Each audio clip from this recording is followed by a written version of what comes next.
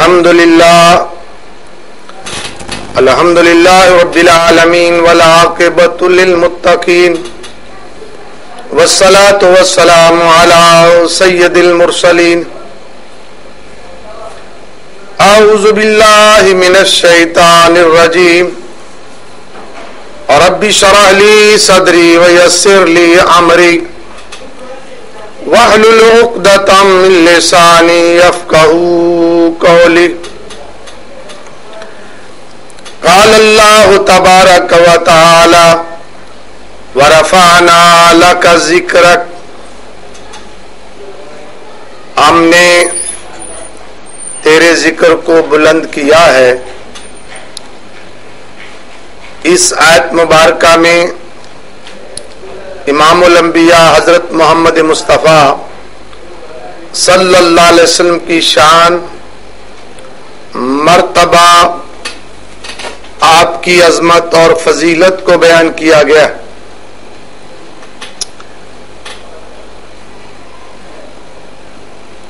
آدم علیہ السلام سے لے کر خاتم الانبیاء حضرت محمد مصطفیٰ صلی اللہ علیہ وسلم تک 1,24,000 پیغمبر تشریف لائے. ہر ایک پیغمبر کی ایک فضیلت مرتبہ ہے. اللہ نے قرآن مجید میں ارشاد فرمایا ہے تِلْكَ الرُّسُلُ فَضَّلْنَا بَعْضَهُمْ عَلَى بَعْضٍ. ہم نے رسولوں کو بعض پر بعض کو فضیلت دی ہے.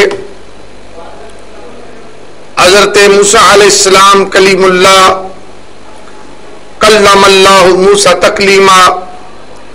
اللہ نے موسیٰ علیہ السلام کے ساتھ کلام کیا، کلیم اللہ کا لقب پایا.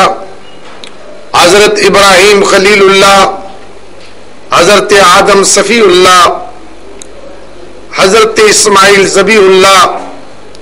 ہر ایک پیغمبر کا اپنا اپنا مقام اور مرتبہ ہے، لیکن تمام انبیاء سے افضل و اعلیٰ در یتیم آمنہ کے لال حضرت محمد مصطفیٰ صلی اللہ علیہ وسلم.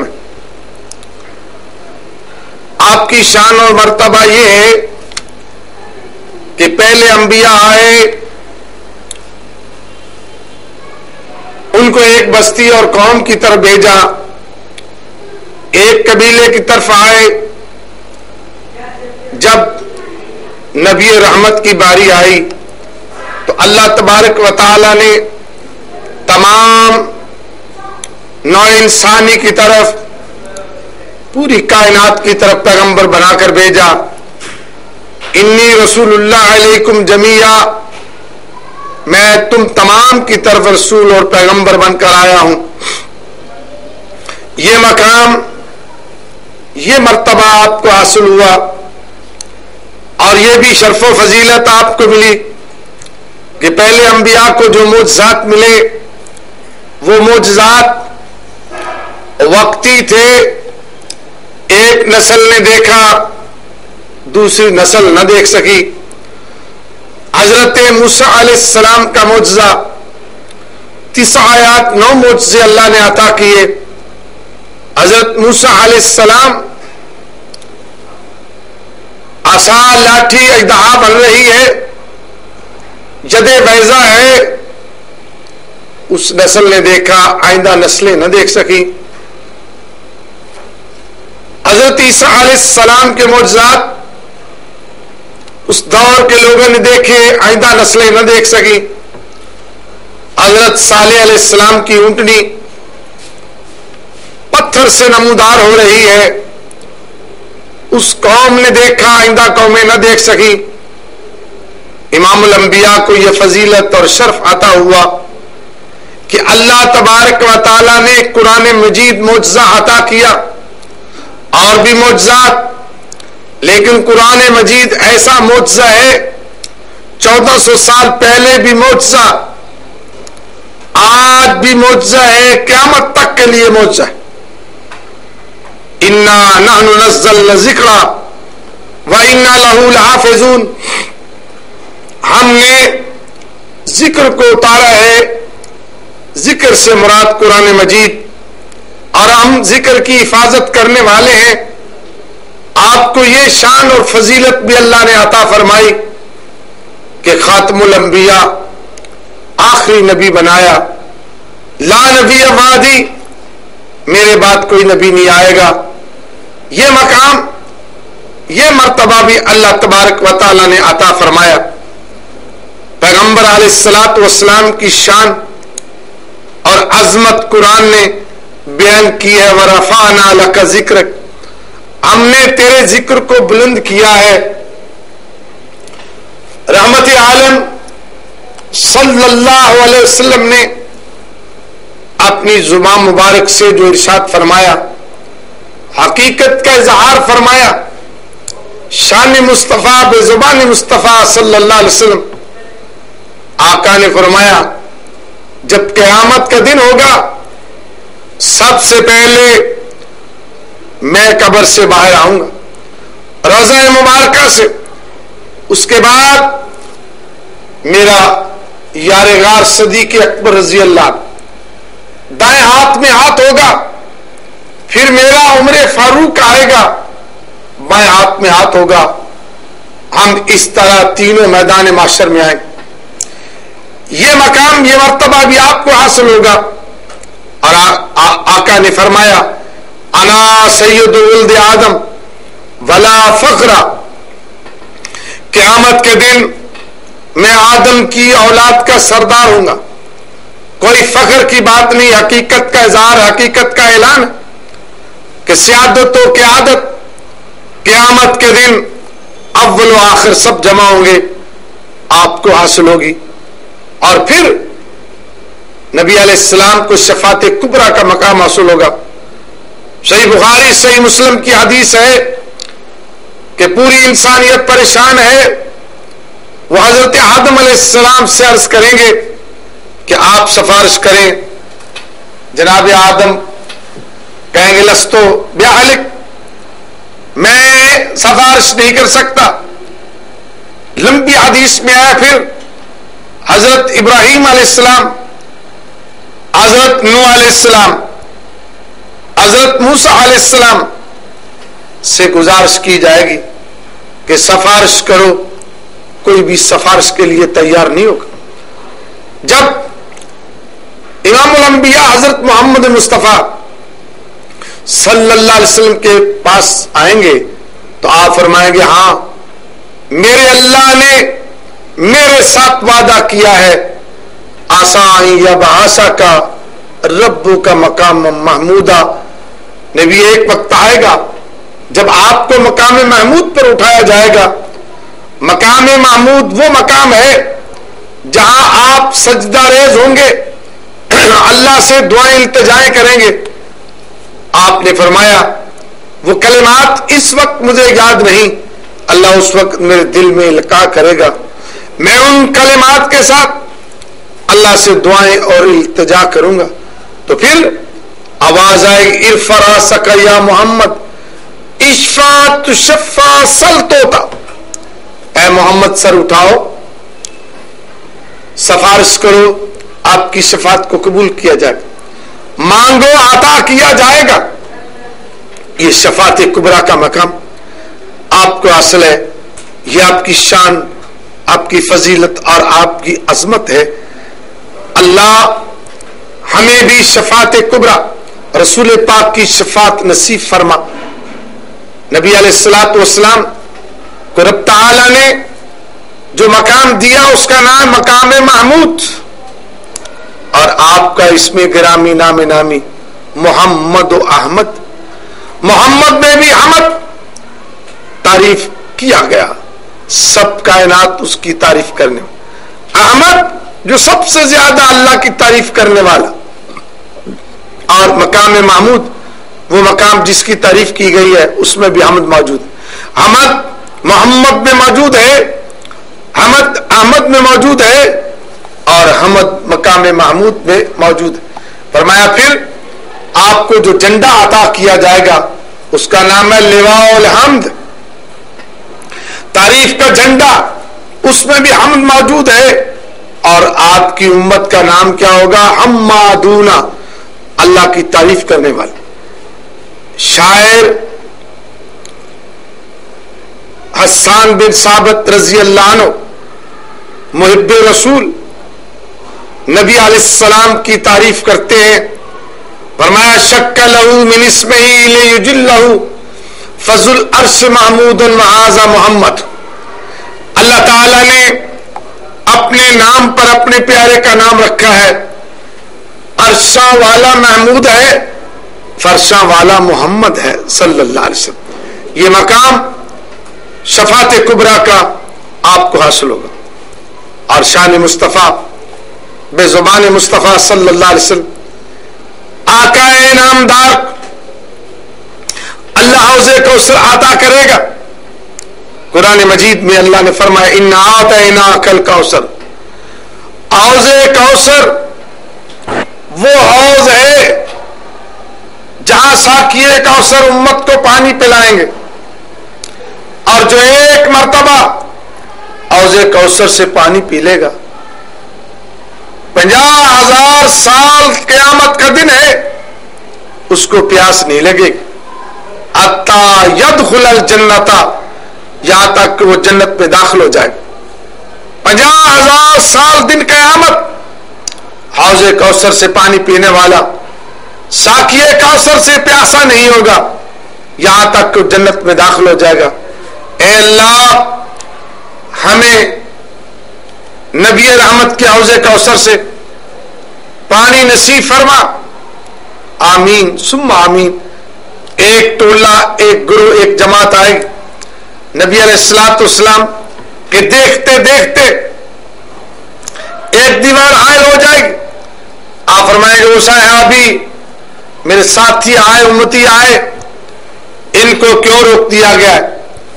فرشتے کہیں گے انک لا تدری ما احدثوا بعدک، نبی آپ نہیں جانتے انہوں نے آپ کے بعد نئی نئی چیزیں ایجاد کر، پیغمبر کا دین چھوڑ دیا۔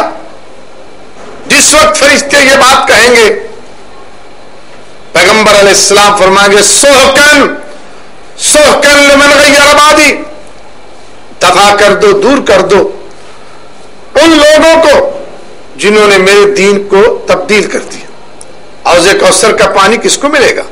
جو سنت کا پیروکار ہے، جو رسول کے نمونے پر چلنے والا ہے، وہ سچا محب رسول ہے، اس کو حوض کوثر کا پانی ملے۔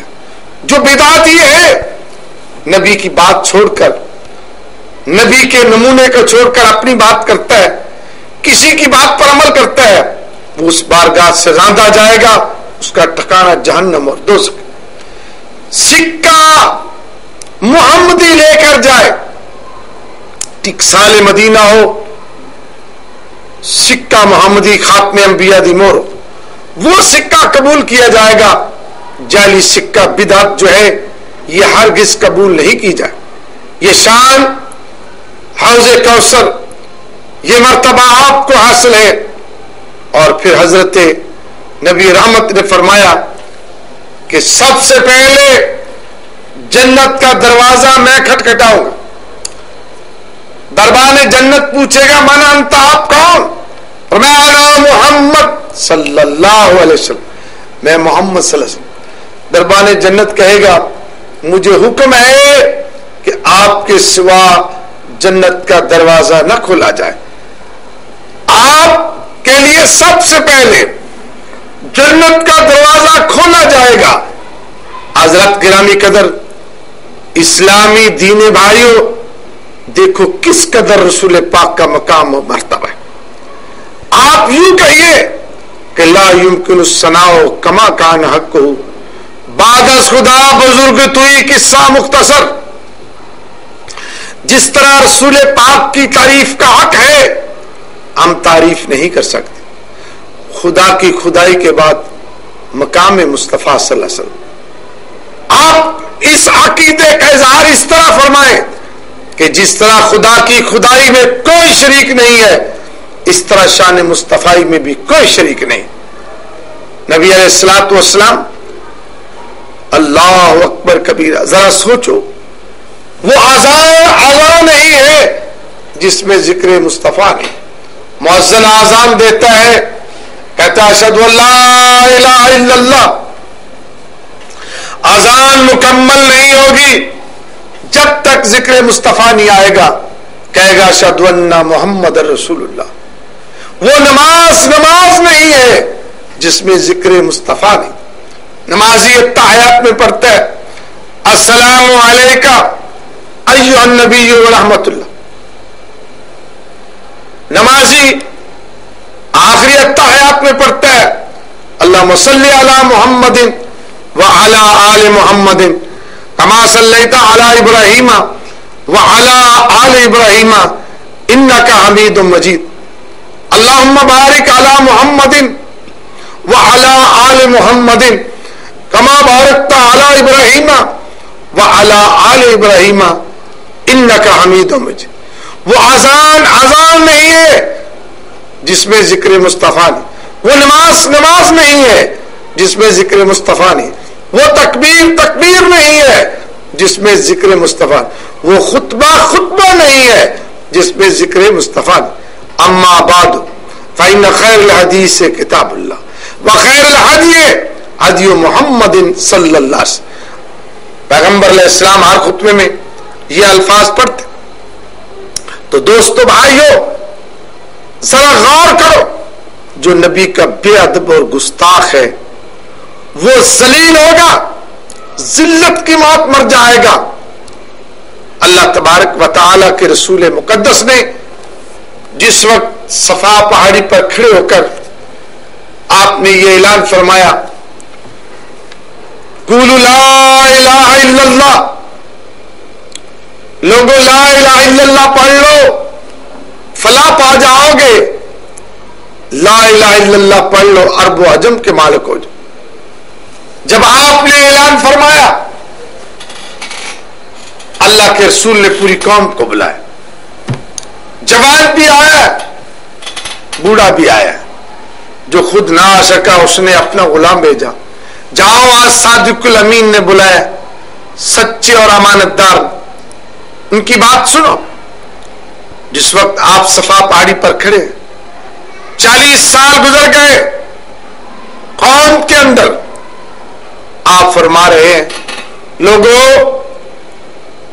یہ بتاؤ اگر میں محمد صلی اللہ علیہ وسلم کہوں کہ اس پہاڑ کے پیچھے لشکر جرار آ رہا ہے, بڑا لشکر, مان جاؤ گے یا پہاڑی پر چڑھ کر تحقیق کرو. ساری قوم کہتی ہے ہم نے ہمیشہ آپ کو سچا پایا ہے.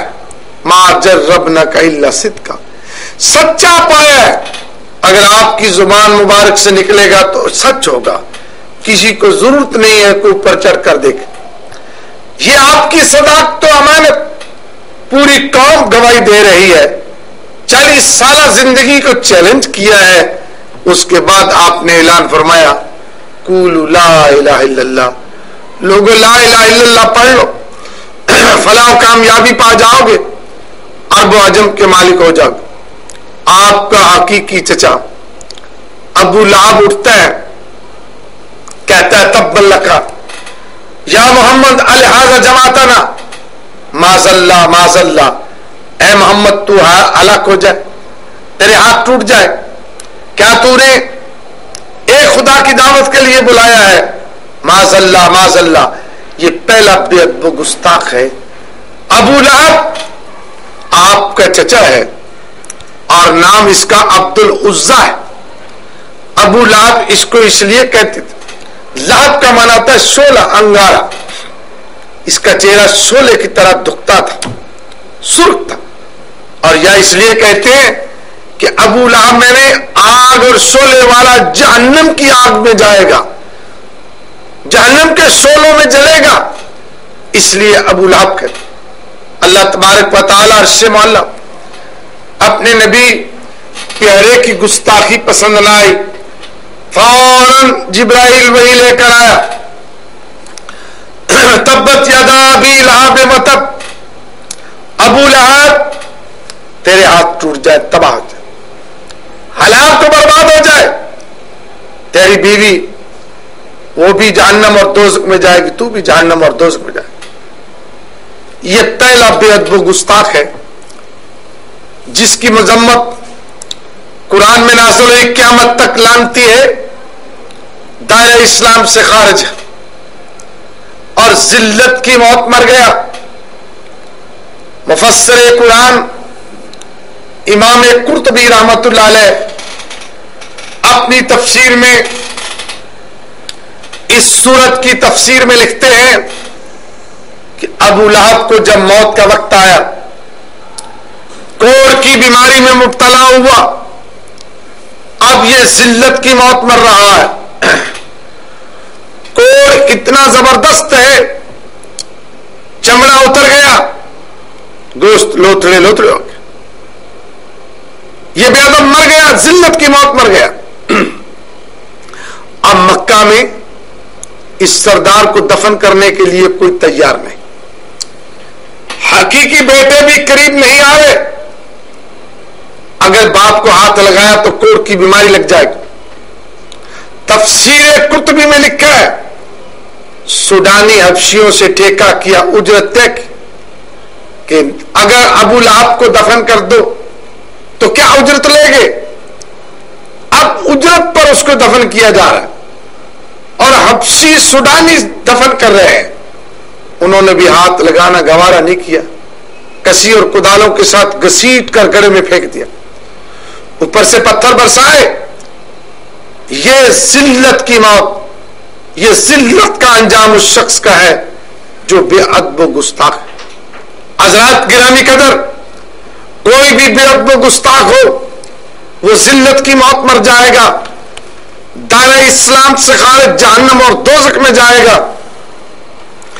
مسلمان کا عقیدہ قرآن حدیث کے مطابق یہ ہونا چاہیے کہ آپ جیسی شان والا نہ کائنات میں آیا ہے نہ قیامت تک آئے گا۔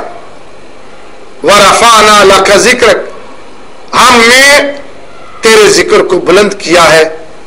یہ شان، یہ رفعت، یہ بلندی آپ کو حاصل ہوئی اور کسی کو حاصل نہیں ہوئی۔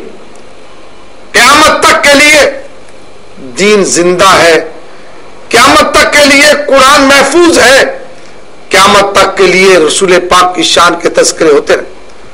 اسلامی دینی بھائیوں، شان مصطفیٰ سمجھنے والا وہ شخص ہے جو کہ پیغمبر علیہ السلام کے فیصلے کے مقابلے میں کسی کے فیصلے کو تسلیم نہ کرے، پیغمبر کے نمونہ عمل کے سامنے کسی دوسرے کے نمونے اور فیصلے اور فرمان کو تسلیم نہ کرے۔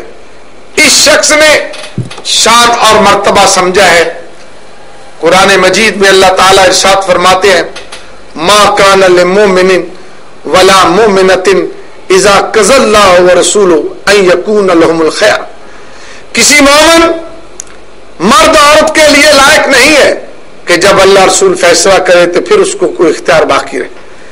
نبی علیہ السلام کا جب فیصلہ آ جائے پھر سر تسلیم خم کرے، چک جائے، آپ کے فیصلے کے مقابلے میں کسی کے فیصلے کو تسلیم نہ کرے۔ تفاسیر میں واقعہ لکھا ہے ایک یہودی کا اور ایک نام نہاد مسلمان کا،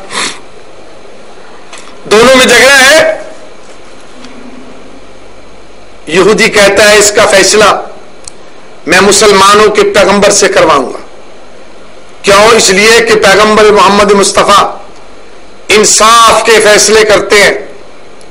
نام نہاد مسلمان منافق کہتا ہے کعب بن اشرف جو یہودیوں کا سردار ہے اس سے فیصلہ کروائیں گے۔ یہودی نے کہا ہمارا سردار رشوت لیتا ہے، سفارش سے قبول کرتا ہے، انصاف کے فیصلے جو ہے وہ محمد مصطفیٰ صلی اللہ علیہ وسلم کرتے۔ چنانچہ پیغمبر کی ذات گرامی نے عدل و انصاف کے مینار قائم کر دی۔ حدیث پاک میں ہے فاطمہ قریش کی عورت چوری کرتی ہے، خاندان قریش تلملا اٹھے کہ ہماری عورت کا ہاتھ کاٹا جائے گا۔ خاندان کی عزت کو بٹا لگ جائے گا. چنانچہ حضرت اسامہ کو تیار کیا محبوب رسول کو کہ وہ رسول پاک کے پاس سفارش کرے کہ ہماری عورت کا ہاتھ نہ کاٹا جائے, ہم سے فدیہ لے لیا جائے, دیت لے لی جائے. حضرت اسامہ حضرت زید کا بیٹا رضی اللہ, زید بھی محبوب رسول ہے, حضرت اسامہ بھی محبوب رسول. حضرت زید وہ 4 برگزیدہ ہستیاں جو سب سے پہلے اسلام لائیں, ان میں حضرت زید ہے. البدایہ والنہایہ میں لکھا ہے کہ سب سے پہلے مردوں میں حضرت ابوبکر صدیق نے اسلام قبول کیا, سب سے پہلے عورتوں میں سے حضرت خدیجۃ الکبریٰ رضی اللہ عنہا نے اسلام قبول کیا. جوانوں میں حضرت علی حیدر کرار رضی اللہ عنہ نے اسلام قبول کیا, اور غلاموں سے حضرت زید نے اسلام قبول کیا. مردوں میں صدیق اکبر, عورتوں میں خدیجۃ الکبریٰ, جوانوں میں علی مرتضیٰ, اور غلاموں میں حضرت زید. یہ برگزیدہ ہستیاں. اور ان کا بیٹا حضرت اسامہ وہ بھی رسول پاک کو بڑا پیارا ہے. اسامہ جس وقت جا کر سفارش کرتے ہیں کہ یا رسول اللہ, قوم قریش کہتی ہے فدیہ لے لو, ہماری عورت کا ہاتھ نہ کاٹا جائے. نبی کا چہرہ لال, غصے میں آئے. آپ نے فرمایا اسامہ سن لے, پہلی قوم اس لیے تباہ ہوئی کہ اگر کوئی بڑا آدمی جرم کرتا اس کو پیسے لے کر فدیہ لے کر چھوڑ دیا جاتا. اگر کوئی غریب جرم کرتا اس پر حد جاری ہوتی, قانون جاری ہو جاتا. لیکن سن لے, قسم اس ذات کی ہے جس ہاتھ میں میری جان ہے, قسم اس ذات کی جس کے ہاتھ میں میری جان ہے, ذات خداوندی کی قسم, جس کے ہاتھ میں میری جان ہے, اس کی قسم کھا کر کہتا ہوں اگر فاطمہ بیٹی محمد بھی چوری کرے گی لقطع تو یدہا, اس کا ہاتھ بھی میں کاٹ دوں. یا رسول کی بیٹی کو بھی معافی نہیں ہے. عدل و انصاف کے آپ نے مینار قائم فرمائے, کیوں نہ یہودی کہے کہ عدل و انصاف کے فیصلے محمد رسول اللہ کرتے. الفضل ما شہادت بالاعداء, فضیلت وہ ہے کہ دشمن گواہی دے. رسول پاک کے پاس آئے, آپ نے یہودی کے حق میں فیصلہ کر دیا. جس وقت باہر نکلے, نام نہاد مسلمان کہتا ہے, فاروق کی عدالت میں جاتے ہیں. یہودی نے کہا مسلمان اللہ کے پیغمبر کے فیصلے کے بعد اب کسی کے پاس جانے کی ضرورت نہیں, بزور لے گیا. حضرت عمر فاروق رضی اللہ عنہ کو واقعہ سنایا گیا. یہودی کہتا ہے عمر فاروق نبی رحمت نے فیصلہ میرے حق میں کیا. پوچھا کیوں مسلمان؟ وہ کہتے ہیں ہاں اللہ کے رسول نے فیصلہ اس کے حق میں کہا. اور میں ٹھہر جو میں بھی فیصلہ کرتا ہوں. تلوار نیام سے باہر آئی, منافق کا سر قلم کر دیا, کہا ھذا قضاء عمر من لم یرضى بقضاء رسول اللہ. عمر کا فیصلہ یہ ہے جو رسول اللہ کا فیصلہ تسلیم نہ کرے اس کو زندہ رہنے کا حق نہیں. مدینہ منورہ میں کوہرام مچ گیا کہ عمر فاروق رضی اللہ عنہ نے ایک مسلمان کو قتل کر. اب قصاص میں قتل ہوگا. وَلَكُمْ فِي الْقِصَاصِ حَيَاتٌ يَا أُولِي الْأَلْبَابِ, قصاص میں تمہارے لیے زندگی عقل مند ہو. نبی علیہ السلام بڑے پریشان, اب غمزدہ غمگین کہ وہ عمر جو اللہ سے مانگ کر لیا آج قصاص میں قتل ہوگا. مراد رسول, دعائے رسول, مطلوب رسول حضرت عمر فاروق رضی اللہ. آپ نے دعا یہ کی ہے اللہ عمر بن خطاب یا عمر بن ہشام, ان دونوں میں جو تجھ کو پیارا ہے اللہ اس کو اسلام کی دولت سے مالا مال کر دے. یہ دعا پیغمبر علیہ السلام کی عمر فاروق کے حق میں منظور و مقبول ہوتی. حضرت عمر مسلمان ہو گئے اور جب سے عمر نے اسلام قبول کیا اسلام کو اللہ نے غلبہ عطا فرمایا. جب عمر فاروق دار ارقم میں اسلام لائے ہیں تو فرمایا اللہ کے رسول آج نماز بیت اللہ میں ادا کی جائے گی. حضرت عمر فاروق نے جب ہجرت کی تو اعلانیہ ہجرت کی, چھپ چھپا کر نہیں. حضرت عبداللہ بن مسعود رضی اللہ فرماتے ہیں کہ جس وقت سے عمر نے اسلام قبول کیا اللہ نے اسلام کو غلبہ عطا فرمایا. المومن القوی خیر من مومن ضعیف, طاقتور مومن کمزور مومن سے بہتر ہے, اس سے اسلام کو غلبہ حاصل ہوگا, اثر و رسوخ اسلام کے لیے استعمال ہوگا. اور اتنا پیارا عمر فاروق جس کو آپ نے فرمایا عمر فی الجنہ, عمر جنت میں جائے گا. میں عمر جس راستے گزر جائے شیطان بھی راستہ چھوڑ دیتا ہے. وزیران فی الارض کا لقب پانے والے صدیق اکبر عمر فاروق رضی اللہ آج قصاص میں قتل ہو. نبی غمزدہ, نبی فکر مند, اللہ کے پیغمبر اس سلسلے میں پریشان. عرش معلیٰ سے جبرائیل وحی لے کر آ گیا. فلا وربک لا یؤمنون حتی یحکموک فیما شجر بینہم. رب اپنی ذات کی قسم کھا کر کہتا ہے جو تیرا فیصلہ تسلیم نہ کرے وہ مسلمان ہے. عمر فاروق نے منافق بے ایمان مارا ہے, کسی مسلمان کو قتل نہیں کیا. اس کو قتل کیا ہے جس نے تیرے فیصلے کو رد کیا. فلا وربک, تیرے رب کی قسم, ذات اپنے رب اپنی ذات کی قسم کہ وہ مومن نہیں ہے جو تیرے فیصلے کو تسلیم نہ کرے.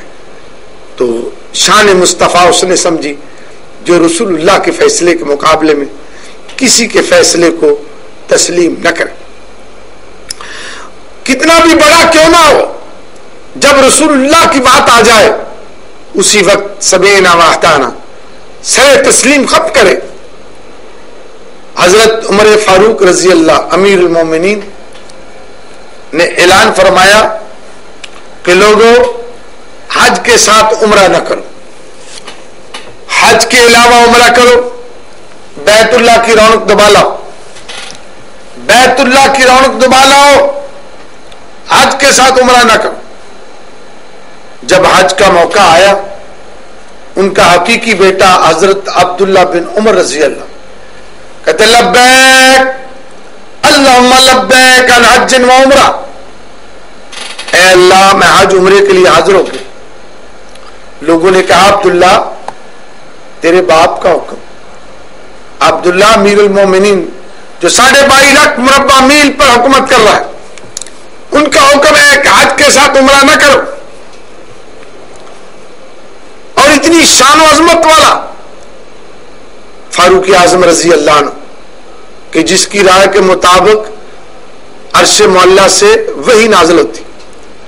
حضرت امام سیوطی رحمت اللہ علیہ نے تاریخ الخلفاء میں لکھا ہے موافقات فاروقی تقریباً 20 آیات حضرت عمر فاروق کی رائے کے مطابق اترے.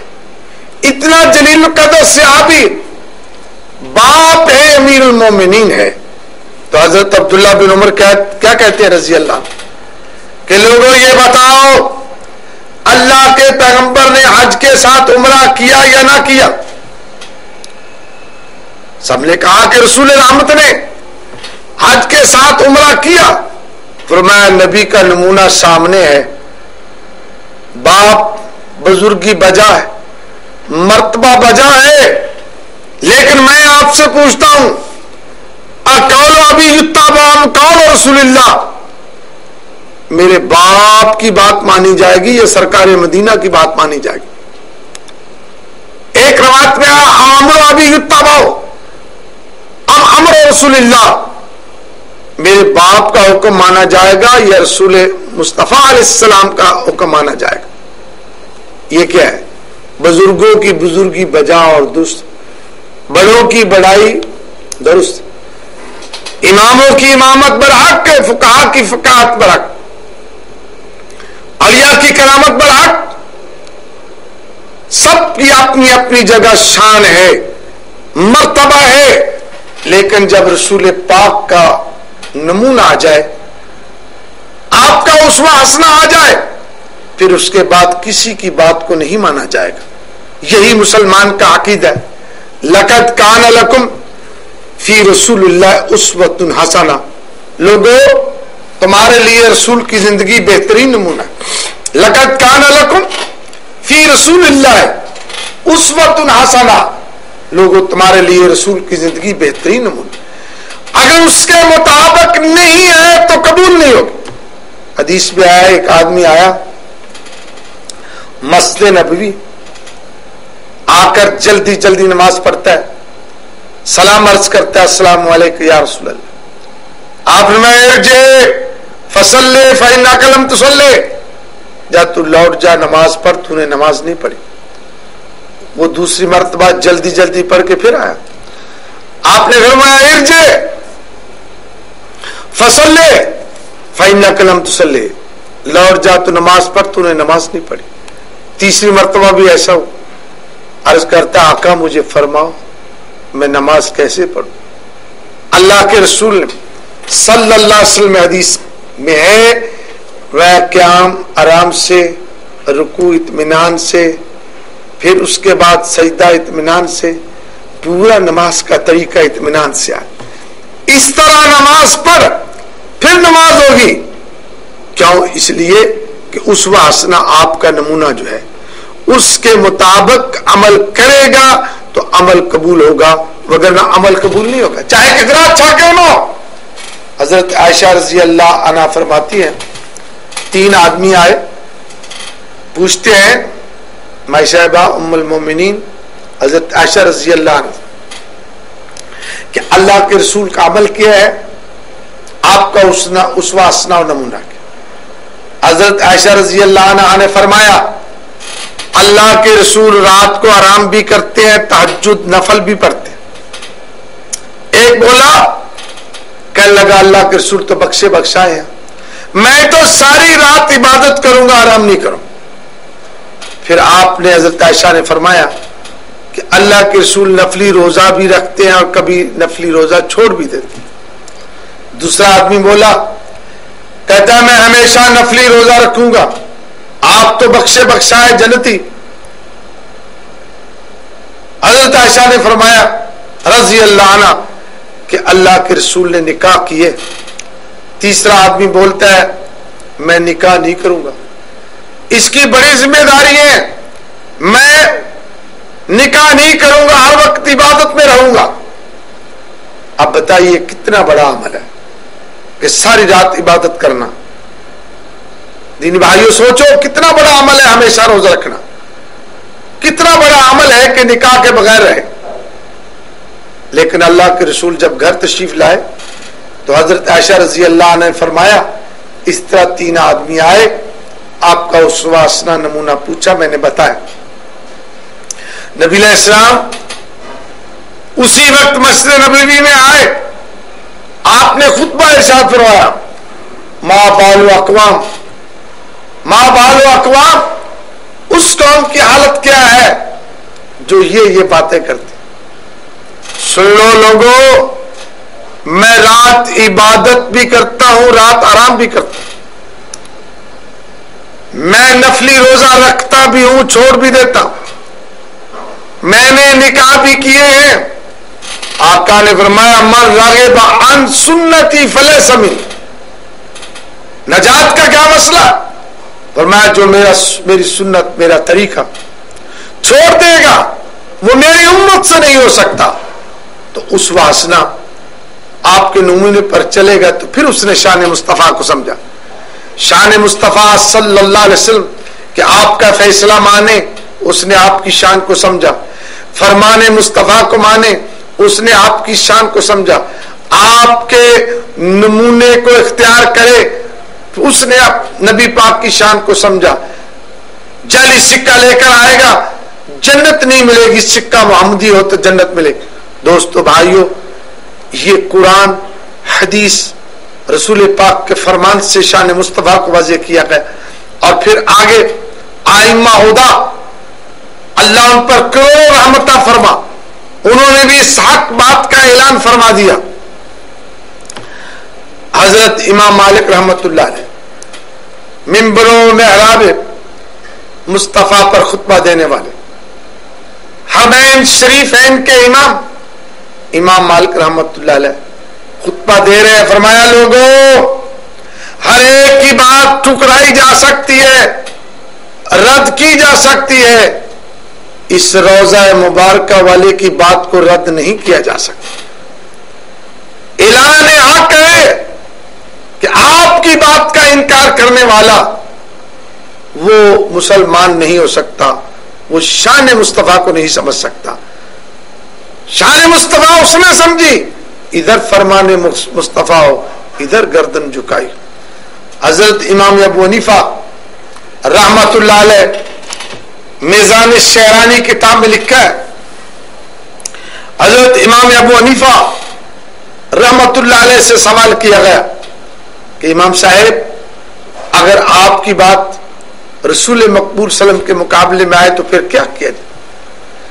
حضرت امام صاحب نے فرمایا کہ میری بات کو چھوڑ دو، فَاضْرِبُوا عَلَى الْحَائِطِ، دیوار پر دے مارو، محمد رسول اللہ کی بات پر عمل کرو۔ پوچھا امام صاحب، اگر آپ کی بات صحابی کے مقابلے میں آ جائے تو پھر کیا کہے؟ حضرت امام ابو حنیفہ رحمت اللہ علیہ نے فرمایا کہ میری بات چھوڑ دو، صحابی رسول کی بات پر عمل کرو۔ حدیث صحیح میں آیا ہے کہ بنی اسرائیل قوم کے 72 فرقے بن گئے، میری امت کے 73 فرقے بنے۔ فرمایا سب جہنم میں جائیں گے، کون سی جماعت نجات پائے گی؟ وہ ہے ما انا علیہ و اصحابی، جس طریقے پر میں چلتا ہوں، میرے صحابہ چلتے ہیں، اس طریقے پر چلنے والا نجات پائے گا۔ یہ جو ہم نے لیبل لگا رکھے ہیں، ان لیبلوں پر نجات نہیں ہے، نجات اس عقیدے اور عمل پر ہے کہ عقیدہ توحید کا ہو، شرک سے بچے، اور عمل سنت مصطفیٰ کے مطابق ہو، عمل صحابہ کرام کے طریقے اور سنت کے مطابق ہو، پھر نجات پائے گا۔ چاہے مشرق میں رہتا ہو، چاہے مغرب میں رہتا ہو، چاہے شمال میں رہتا ہو، چاہے جنوب میں رہتا ہو، اس عقیدے کا آدمی نجات پائے گا۔ ما انا علیہ و صحابی، جس طریقے پر میں چلتا ہوں، میرے صحابہ چلتے ہیں۔ اللہ تبارک و تعالیٰ نے اس بات کو واضح کر دیا ہے کہ ان الدین عند اللہ الاسلام، دین اللہ کے نزدیک صرف اسلام ہے۔ سماکم المسلمین، اللہ نے تمہارا نام مسلمان رکھا۔ یہ لقب القاب، یہ نسبتیں، یہ بات کی پیداوار، بات کی چیزیں ہیں۔ ہمارا مذہب اسلام ہے، ہمارا نام مسلمان ہے، اور اللہ فرماتے ہیں من یبتغی غیر الاسلام دینا فلن یقبل منہ، جو اسلام چھوڑ کر کسی اور دین کو اختیار کرے گا ہرگز قبول نہیں کیا جائے گا۔ دوستو بھائیو، دینی بھائیو، اب ہمیں صحیح شان مصطفیٰ سمجھنا چاہیے، شان مصطفیٰ اسلامی اور دینی بھائیوں سمجھنا چاہیے۔ شان مصطفیٰ کے سمجھنے کے لیے اور اس مقام اور مرتبے کو اپنے دل میں جگہ دینے کے لیے ضروری ہے کہ عملی پہلو اختیار کیا جائے۔ اور جس وقت انسان قبر میں جائے گا، وہاں بھی یہی سوال ہے کہ من ربوں کا، من نبیوں کا، ما دینوں کا۔ من ربوں کا مانا کہ رب کی ربوبیت کو مانا، اللہ کی توحید کو اختیار کیا، رب کی بندگی کا حق ادا کیا۔ ایسے آدمی کو جواب آ جائے گا ربی اللہ، میرا رب اللہ ہے۔ دوسرا سوال ہوگا من نبیوں کا، تیرا نبی کون؟ اگر نبی کی شان سمجھی ہے، نبی کی تابع داری کی ہے، نبی کی محبت ہے، نبی کا اسوہ حسنہ نمونہ اختیار کیا ہے، تو پھر جواب آ جائے گا نبی محمد، میرے نبی محمد صلی اللہ علیہ وسلم۔ وما دینوں کا، تیرا دین کیا ہے؟ اگر دین اسلام قرآن اور حدیث کو مانا ہے تو پھر جواب آ جائے گا، یہ اس کے عمل کا نتیجہ ہوگا. عمل سے زندگی بنتی ہے، جنت بھی جہنم بھی. یہ خاکی اپنی فطرت میں نہ نوری ہے نہ ناری. دین الاسلام، میرا دین اسلام ہے. موتا امام مالک، حضرت امام مالک رحمۃ اللہ علیہ فرماتے ہیں، نبی علیہ السلام کی حدیث ہے، ترکت فیکم امرین، لوگوں میں تم میں دو چیزیں چھوڑ کر جا رہا ہوں، اگر اس پر عمل پیرا ہو جاؤ گے گمراہ نہیں ہو. ایک کتاب اللہ و سنتی، ایک اللہ کی کتاب اور میری سنت. اسی طرح جب قیامت کا دن ہوگا وہاں بھی سوال یہی ہوگا، ماذا اجبتم المرسلین، تم نے میرے رسولوں کی دعوت کا کیا جواب دیا. جب اللہ کے رسول صلی اللہ علیہ وسلم کی شان سمجھتا ہے، مرتبہ سمجھتا ہے، تو آپ کے فیصلے مان لے، آپ کے فرمان کو مان لے، آپ کو اسوہ حسنہ اور نمونہ اختیار کر لے. یقیناً پھر جواب درست ہوگا، کامیاب ہو جائے گا. اللہ تبارک و تعالیٰ کے حضور دعا ہے، اے اللہ ہم سب کو شان مصطفیٰ سمجھنے کی توفیق عطا فرما اور نبی کا مقام اور مرتبہ سمجھنے کی توفیق عطا فرما. جو بے ادب و گستاخ ہے، مسلمان کا عقیدہ قرآن حدیث کی روشنی میں یہ ہے، وہ بے ایمان، دائرہ اسلام سے خارج ہے، جہنمی اور دوست کی ہے. وہ مسلمان ہی نہیں ہے. جس کے دل میں رسول کی شان اور مرتبہ اور آپ کا مقام نہیں ہے، آپ کی شان کو نہیں سمجھتا، وہ مسلمان نہیں ہو سکتا. اے اللہ تمام مسلمانوں کو شان مصطفیٰ سمجھنے کی توفیق عطا فرما. شان یہ ہے، آپ جیسی شان والا نہ کائنات میں آیا ہے نہ قیامت تک آئے گا. آپ کی شان اور مرتبہ یہ ہے کہ جس طرح خدا کی خدائی میں کوئی شریک نہیں ہے، اس طرح شان مصطفیٰ میں بھی کوئی شریک نہیں ہے. آخر دعوانا ان الحمدللہ رب العالمین.